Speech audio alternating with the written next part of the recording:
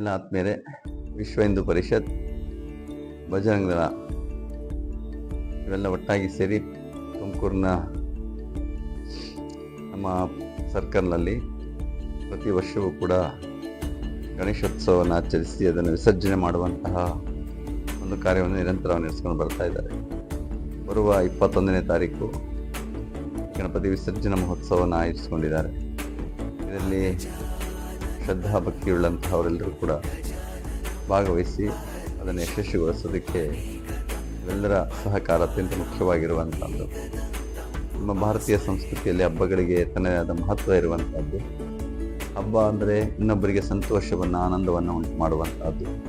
ತಾನು ಚೆನ್ನಾಗಿರಬೇಕು, ಬೇರೆಯವರು ಚೆನ್ನಾಗಿರಬೇಕು, ಶಾಂತಿ, ಸಮಾಧಾನ, ತೃಪ್ತಿ, ನೆಮ್ಮದಿ ಅನ್ನುವಂಥದ್ದೇ ಈ ಹಬ್ಬದ ಹಿನ್ನೆಲೆ ಇರುವಂಥದ್ದು. ಹಾಗೆ ಈ ಗಣಪತಿ ಹಬ್ಬಕ್ಕೆ ಒಂದು ವ್ಯಾಪಕವಾದ ಅರ್ಥ ಇರುವಂಥದ್ದು. ಸ್ವತಂತ್ರ ಪೂರ್ವದಲ್ಲಿ ಮತ್ತು ಸ್ವಾತಂತ್ರ್ಯೋತ್ತರದ ಸಂದರ್ಭದಲ್ಲಿ ಬಾಲಗಂಗಾಧರ ತಿಲಕರು ಇದಕ್ಕೆ ಸಾರ್ವಜನಿಕ ಮಹತ್ವವನ್ನು ತಂದುಕೊಟ್ಟರು. ಬ್ರಿಟಿಷರ ವಿರುದ್ಧ ಹೋರಾಡಬೇಕಾದರೆ ಜನಗಳನ್ನೆಲ್ಲ ಒಗ್ಗೂಡಿಸಿ ಗಣೇಶನ ಹಬ್ಬ ಅನ್ನೋದೊಂದು ನೆಪ ಅವರಿಗೆ ದೇಶಭಕ್ತಿ ಅನ್ನುವಂಥದ್ದನ್ನು ಬೆಳೆಸೋದಕ್ಕೆ, ಸ್ವಾತಂತ್ರ್ಯದ ಮಹತ್ವವನ್ನು ತಿಳಿಸೋದಕ್ಕೆ ಅದನ್ನು ವೇದಿಕೆಯನ್ನಾಗಿ ಮಾಡಿಕೊಂಡ್ರು. ಹಾಗೆ ಇವತ್ತು ನಾವು ಧಾರ್ಮಿಕ ಆಚರಣೆಗಳ ಜೊತೆಗೆ ದೇಶಭಕ್ತಿ, ದೇಶಾಭಿಮಾನ ಇವನ್ನು ಕೂಡ ರೂಢಿಸಿಕೊಡ್ಬೇಕಾಗಿರುವಂಥದ್ದು.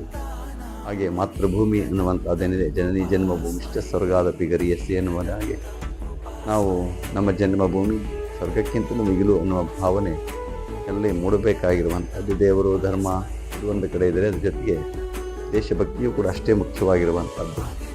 ದೇಶ ಅಭಿಮಾನ ಅನ್ನುವಂಥದ್ದು ಕೂಡ ಬರಬೇಕಾಗಿರುವಂಥದ್ದು. ಆ ಒಂದು ಹಿನ್ನೆಲೆಯಲ್ಲಿ ನಮ್ಮ ಬಜರಂಗ ದಳ ಮತ್ತು ವಿಶ್ವ ಹಿಂದೂ ಪರಿಷತ್ತು ಇವರೆಲ್ಲರೂ ಒಟ್ಟಾಗಿ ಸೇರಿ ಆಚರಿಸ್ತಾ ಇರುವಂತಹ ಈ ಒಂದು ಗಣಪತಿ ವಿಸರ್ಜನಾ ಮಹೋತ್ಸವದ ಈ ಒಂದು ಮಂಗಳ ಕಾರ್ಯಕ್ರಮದಲ್ಲೆಲ್ಲ ಭಾಗವಹಿಸಿ ಶಾಂತಿ, ಸಮಾಧಾನ, ನೆಮ್ಮದಿಯಿಂದ ಈ ಒಂದು ಕಾರ್ಯಕ್ರಮವನ್ನು ಯಶಸ್ವಿಗೊಳಿಸದೆ ಎಲ್ಲರಲ್ಲೂ ಶಾಂತಿ, ನೆಮ್ಮದಿ ಉಂಟಾಗಲಿ ಅಂತ ಹಾರೈಸಿ